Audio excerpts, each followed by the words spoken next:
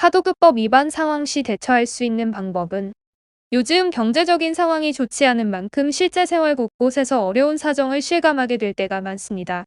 특히 상급 기관의 하도급 의뢰를 받은 업체의 경우 좋지 않은 현재의 금전 상황을 직격타로 느끼게 되는 때도 드물지 않다 할 것인데요.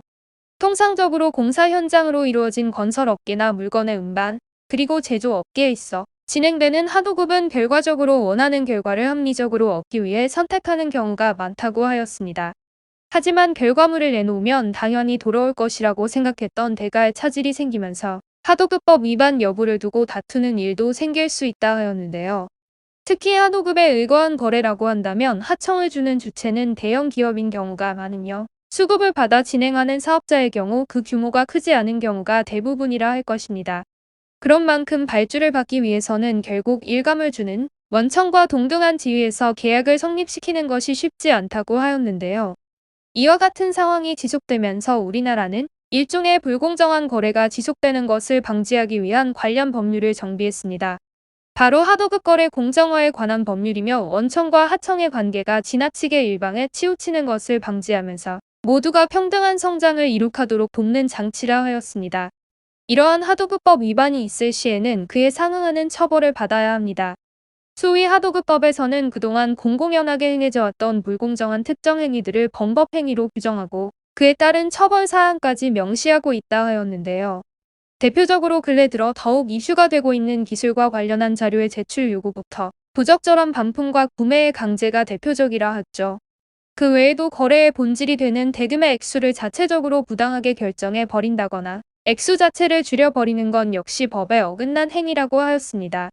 따라서 본인이 겪고 있는 사례가 하도급법 위반에 해당한다면 조속하게 법적인 관련 절차를 진행하기 위한 조언을 얻어보시는 것이 좋다고 하였습니다. 구체적으로 발주를 일방적으로 취소 또는 반품해 버리면서 일방적으로 손해를 전가시킨 이를 대표 사례로 꼽을 수 있는데요.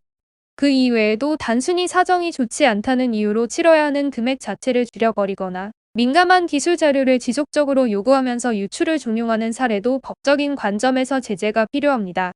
그 외에도 원청의 부담을 하청업체에 넘기는 특약을 토대로 한 계약이 이루어졌거나 선급금 또는 어음에 대한 할인 요금을 주지 않는 것도 엄연히 법적으로 문제가 있는 사안이라 하였네요. 만약 이러한 행동을 범하여 하도급법 위반에 의한 처벌을 받아야 한다면 그 수위는 어느 정도가 될까요? 도급을 준 회사에서 지급해야 하는 대금을 처리하지 않았다면 대금의 2배에 상당하는 금액을 벌금으로 내야 합니다. 정당하지 못한 사유로 하도급 대금을 일방적으로 낮은 금액으로 결정해 통보하거나 아예 계약 자체를 취소해버렸다면 도급을 수행하는 업체에서 떠안아야 하는 손해액 수의 3배 이하 구간에서 손해배상의 책임을 물을 수 있다고 하였습니다. 그 외에도 하도급법을 어기는 사례가 있다면 일반적으로는 4달의 영업정지나 과징금의 부과 결정을 받아야 할 수도 있다고 하였죠. 심지어 그 정도가 가볍지 않다면 2천만 원 이하의 벌금이나 2년 이하의 유기, 징역으로 관련자에 대한 처벌까지 감수해야 하는데요. 업계에서 중견 정도의 규모로 인정받고 있는 김 씨의 회사는 하청업체에게 난방기기의 제조 그리고 납품까지 이어지는 업무 절차를 위탁 형태로 맡겼습니다. 계획을 체결할 시에는 체결일을 기준으로 30일 안에 하도급 대금의 10%를 미리 지불하는 것으로 합의했으며 하청업체에서 인가 및 허가와 관련한 서류를 제출했다면 10%를 더 지급하는 것으로 계약했는데요. 처음 하도급 대금의 10% 지급은 계약금의 차원에서 문제없이 진행되었지만 그 다음은 사정이 달라졌습니다. 인허가와 관련한 서류 절차를 마쳤음에도 하청업체가 나머지 10%는 받지 못하게 된 것이라 하였는데요.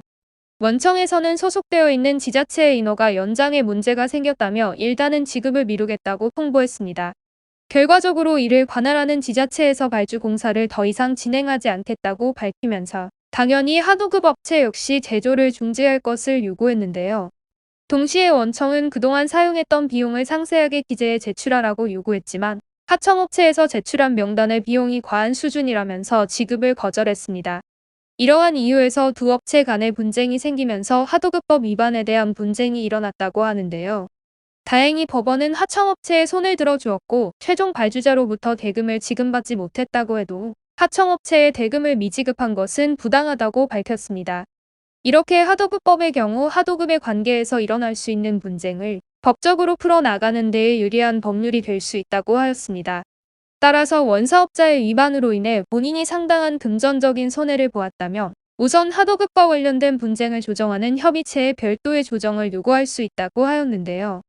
이때 조정 과정에서도 서로가 만족스러운 결론에 도달하지 못했다면 정식으로 위반한 하도급법 내용을 근거로 피해 액수에 대한 손해배상을 청구할 수 있습니다.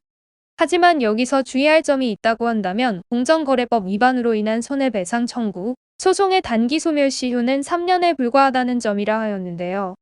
따라서 본인이 하도급법 위반 사례의 피해자가 되었다면 법적인 절차 진행에 대해 신속한 결단을 할 필요가 있습니다. 실제로 많은 분들이 원청이 차의 피해 대금의 지급을 미루는 것에 있어 사정이 어렵지만 울며 겨자 먹기로 기다려주시는 것을 볼 수 있다고 하였는데요. 하지만 이렇게 대금의 지급이 미루어지다 보면 결국 최종적인 분쟁에 이르렀을 때 본인이 권리를 주장하지 못하는 때도 생길 수 있습니다. 하도급 관계에서 발생한 문제라고 해도 단호한 결단으로 필요한 법적 조치의 도움을 조속히 받아보시는 것이 좋겠습니다.